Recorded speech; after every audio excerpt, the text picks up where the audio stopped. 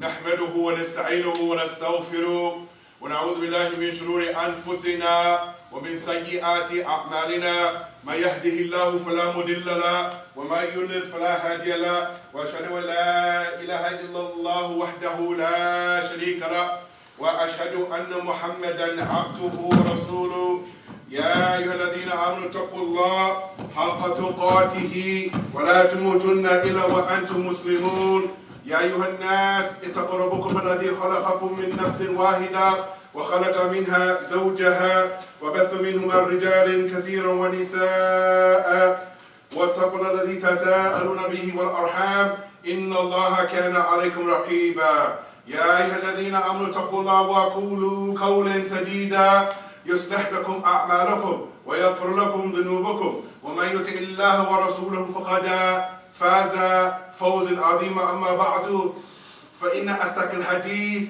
كتاب الله وخير الهدى هدى محمد صلى الله عليه وسلم وشر الأمور محدثاتها وكل محدثة بدعة وكل بدعة ضلالة وكل ضلالة في النار. Verily all the praise and all of the glorification and all of the magnification is due to Allah and Allah alone. And I publicly, I inwardly, and I outwardly declare and attest and profess that there is nothing or no one that deserves to be worshipped in reality except for Allah Jalla fi Ula, and that Al-Amin, Abu Qasim, Al-Mustafa sallallahu alayhi wa sallam is the finality and messenger sent to guide mankind from the darkness into the light.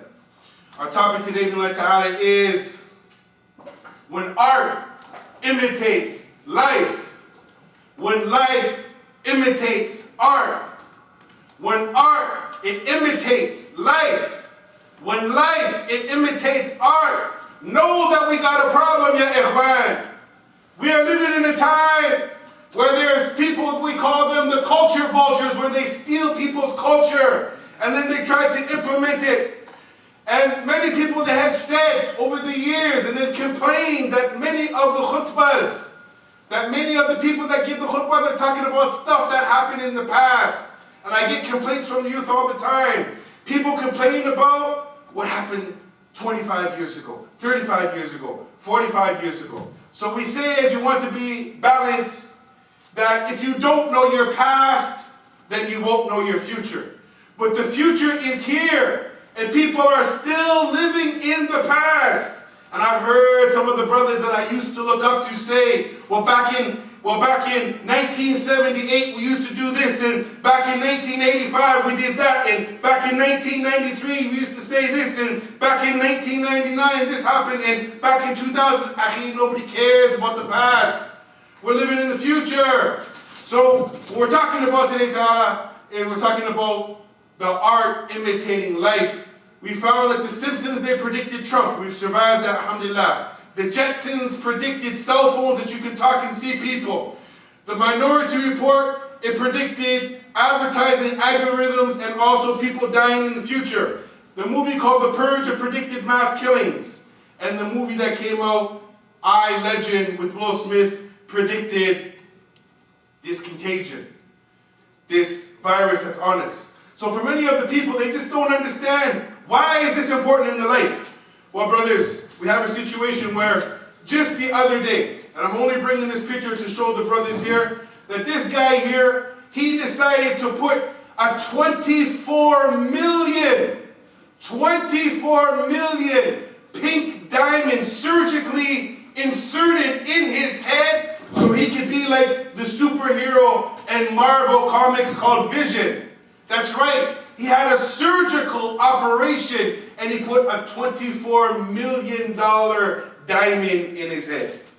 So many of the youth, they're confused, they're watching TV and they're seeing what's going on, they're watching the popular media and they're acting this out. And they're taking people like this rapper as people that they should look up to and to follow.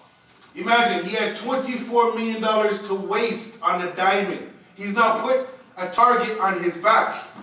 So when we look at the situation, brothers, many of us, the people, they're confused. Allah Ta'ala went on to say, Bismillahir-Rahmanir-Rahim, تبارك الذي نزل الفرقان على عبده ليكون للعالمين نذيرا.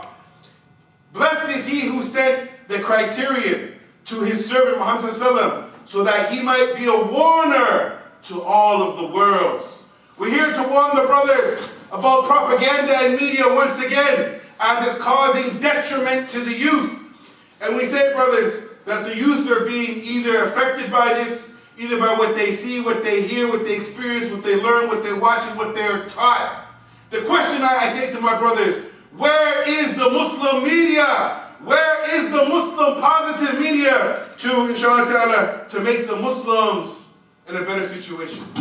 Now, over the years, I've been studying Arabic, and one of the things that I came and I was introduced to, especially for you Arabic-speaking brothers, was the concept called al-thaqafiyya, culture. I have my culture, you have your culture, and the North American culture, brothers, will find it is all throughout the TV, showing things like this. Vision, WandaVision, a diamond encrusted in his skull, and he's a superpower. So what does a human being go when he does? He goes and he does the same thing.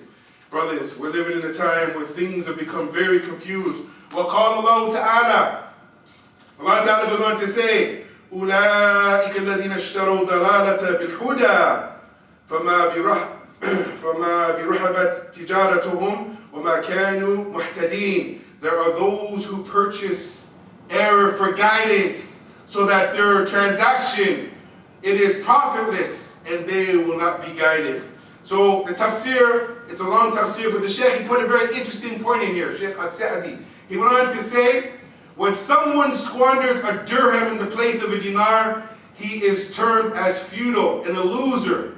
And he's about to lose an encounter by a person who spends jewels just to earn a dirham. How huge would the loss of a person who buys misguidance in exchange for guidance?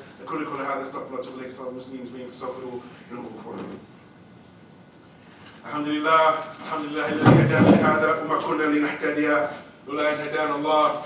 So within the last 2 weeks, brothers, again, art imitating life. All the horrible movies, and I wasn't able to write everything down, but more than 25 movies have come out where they've shown in North American culture where they have horrible children, delinquent children, disobedient children, that they've went and they've killed, they've assassinated their own parent. And just a few weeks ago, a New York man, he kills his mom after she tells him to get a job, mother of 8, and she happened to be a Muslim. And he happened to be a Muslim, mother of 8. Her name was Fatima, rahmatullah alayha. And she told her son, why don't you go get a job? Do something with your life. Get a job. So he went and he got a gun, and he went and he assassinated her. Just because she told him to go and get a job. The sad situation, my dear brothers, is recently, this year, I was called from a father. Brother, can you try to track down my son and talk to him? Can you advise him? So what happened, Akhi? Where are you at? I'm at the hospital right now, brother. But inshallah ta'ala, I would like for you to sit down and talk to my son. Why, brother? What happened? Brother, can you make me a promise to talk to my son tomorrow? Inshallah, yes. What happened? My son punched me in my face. I'm now in the hospital. I'm bleeding. But inshallah ta'ala, can you work with my son? He said, no problem, brother. And the sad thing is, brothers, this young kid who did this to his father, it would be a young boy that we would push up during the month of Ramadan, and we would say to that young kid, come and lead us in the salat because you memorized the book of Allah. Hafiz al-Quran, ya ikhwan. How dare you hit your father in the face? What a disgrace, ya ikhwan. When art imitates life, when life imitates art, we have a problem, brothers. Talk to the youth, talk to your children. Be careful what your kids are ingesting, what they're taking into their life, what they're taking into their psyche, because it's destroying the youth, and especially this hip-hop music. It's destroying our youth. May Allah guide us, brothers. May Allah guide us all to the right path before it's too late. وآخر دعوانا أن الحمد لله رب العالمين. It's a very sad day for me today, as 2 years ago today, my father, he passed away without the deen. So make dua for my family that the rest of them can become Muslim. Akim as-salat.